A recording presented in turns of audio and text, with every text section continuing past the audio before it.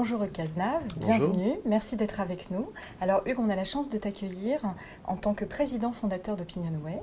Il se trouve que tu es aussi adhérent à PM depuis plusieurs années. Oui, 4 ans, oui. D'accord. Tu es ici avec nous pour commenter un baromètre sur l'état d'esprit des chefs d'entreprise, une étude qui a été menée en novembre sur le terrain et donc qui a donné des résultats dès décembre de cette année 2015. C'est ça, c'est un baromètre que nous menons auprès d'un échantillon représentatif de dirigeants, de chefs d'entreprise français.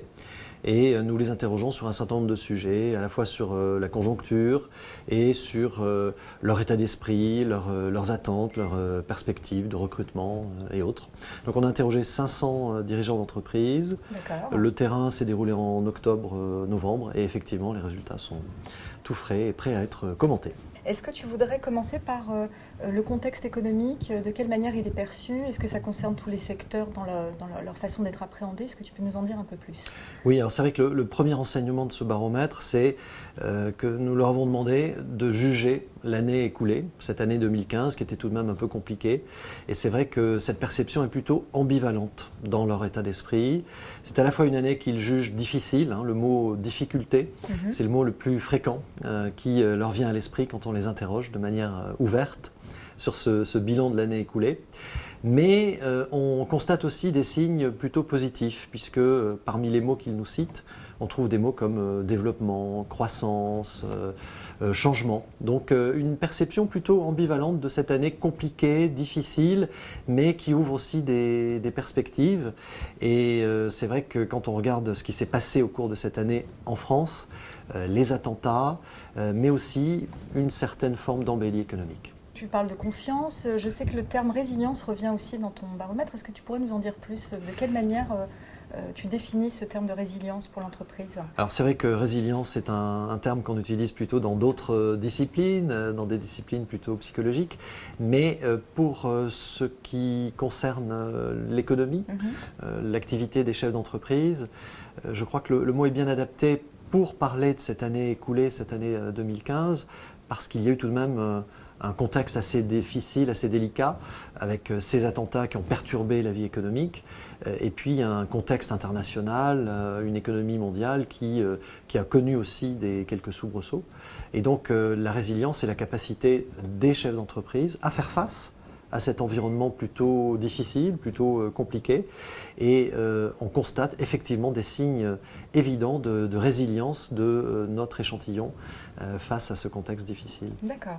Alors, est-ce qu'il y a plusieurs points que tu voulais aborder par rapport à ce baromètre? Est-ce qu'on peut commencer par un sujet en particulier? Il y a quelque chose qui t'a marqué particulièrement dans la façon dont les dirigeants voient leur avenir et se projettent, peut-être? Ce qui est avant tout positif, on va aborder cette année 2016 avec des signes plutôt d'optimisme, c'est que quand on regarde tous les indicateurs économiques et sociaux, eh bien, on constate une amélioration.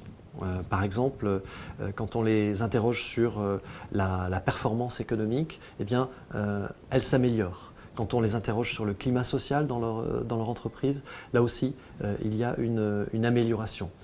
Et l'optimisme est plutôt prédominant sur un plan microéconomique. C'est-à-dire que quand on les interroge sur leur entreprise, eh bien, ils nous répondent majoritairement de façon positive. En revanche, quand on les interroge sur l'économie française et sur l'économie mondiale, là on a plutôt un pessimisme qui est prédominant et qui est, je dirais, plus large encore quand on considère l'économie française. D'accord. Donc peut-être qu'ils considèrent avoir les ressources en eux-mêmes pour faire face finalement à la situation, quand bien même elle serait compliquée à appréhender, c'est ça? Oui, c'est ça. C'est-à-dire qu'ils sont dans un environnement qui est plutôt défavorable, je ne dirais pas hostile, le mot serait trop fort, mais en tout cas défavorable au plan national et au plan international. Et malgré cela, c'est ça la résilience, c'est qu'ils s'adaptent et ils ont confiance dans leur entreprise pour s'en sortir dans cet environnement difficile. D'accord. Alors tu parlais de contexte climat social, peut-être en termes managériaux ou en termes... Il y a des éléments très très forts qui ressortent dans le baromètre. Oui, alors ce qui est assez frappant, c'est cette notion d'innovation. C'est-à-dire qu'une majorité de chefs d'entreprise considèrent que l'innovation aujourd'hui est plus que jamais nécessaire. Alors l'innovation, c'est un terme qui est évidemment très générique, très vaste. Il y a beaucoup de choses qui sont regroupées par ce concept. Mais l'innovation, moi ce qui m'a frappé cette année, c'est la progression de l'innovation produit. C'est-à-dire qu'il y a évidemment l'innovation managériale, mais ce qui progresse le plus dans cette vague fin 2015, c'est l'attention que les chefs d'entreprise vont porter à l'innovation sur le produit. Alors, il y a aussi l'innovation marketing qui progresse, mais moi je retiendrai l'innovation produit. D'accord, l'innovation produit. Est-ce que, de par ce contexte donc, national et international, il se voit justement développer à l'international? Est-ce que c'est quelque chose qui ressort? Oui, alors évidemment l'international est une source, est une forme de réaction, un outil de développement. Ce qui me semble intéressant quand on regarde de près les chiffres qui concernent l'international, c'est qu'on en a à peu près 4 sur 10, 4 dirigeants sur 10 qui sont déjà dans l'international, qui ont des pratiques à l'international, et 6 d'entre eux sur 10, c'est-à-dire une proportion plus importante, y voient une forme d'opportunité pour leur entreprise.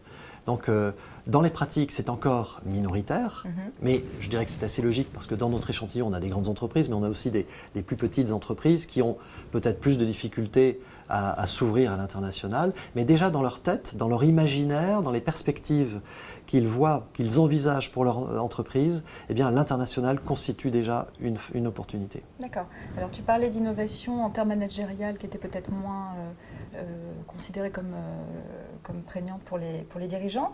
Est-ce que pour autant, il y a des choses qui se dégagent, peut-être en termes de recrutement, en termes de favorisation de la formation des salariés? Est-ce qu'il y a des choses qui Oui, alors ces deux dimensions-là sont très présentes, c'est-à-dire à la fois le recrutement de talents qui apparaît comme une nécessité et véritablement un outil très important pour ces chefs d'entreprise. Le recrutement de nouveaux talents à différents niveaux et également la formation et tous les outils managériaux pour développer par exemple l'autonomisation des salariés. C'est-à-dire qu'on a vraiment des chefs d'entreprise français qui aujourd'hui considèrent, qui sont très attentifs bien sûr à leur propre formation, mais aussi et peut-être surtout à de nouvelles formes de management de leurs collaborateurs. Et ça me semble de bon augure pour l'avenir. D'accord, d'accord. Est-ce que, une autre question, tu considères de ce baromètre, il y a des choses qui les angoissent peut-être particulièrement ou des manques qu'ils ressentent pour faire face justement à ces enjeux? Oui. Bien sûr. On a des chefs d'entreprise qui sont conscients aussi de leurs difficultés et de ce qui leur manque. Et ce qui est frappant, c'est de voir que ce qui leur manque le plus aujourd'hui, c'est le réseau, le carnet d'adresses. Ils considèrent que pour réussir, pour que leur entreprise réussisse, il faut aussi, peut-être pas surtout, mais aussi du réseau. Et c'est ce qui leur manque le plus aujourd'hui. D'accord.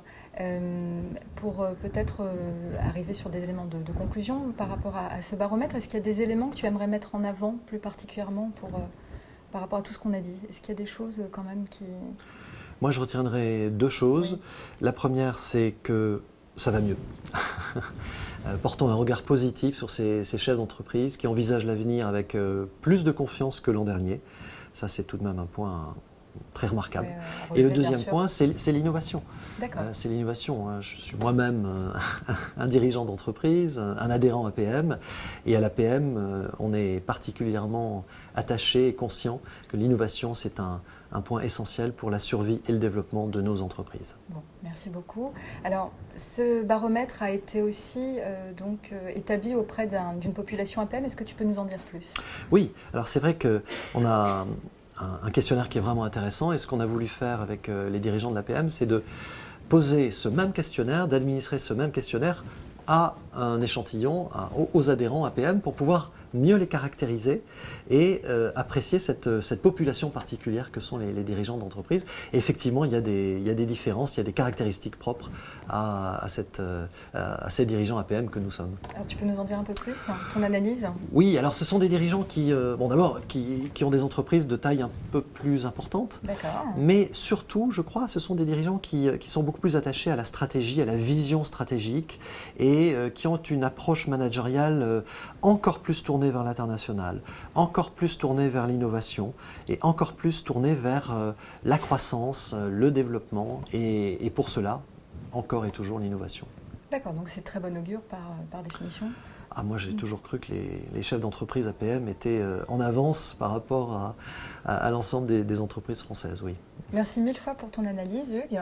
Nous allons continuer pour commenter ce baromètre auprès des dirigeants APM, cette analyse avec Stéphane André, que je vais accueillir dès maintenant.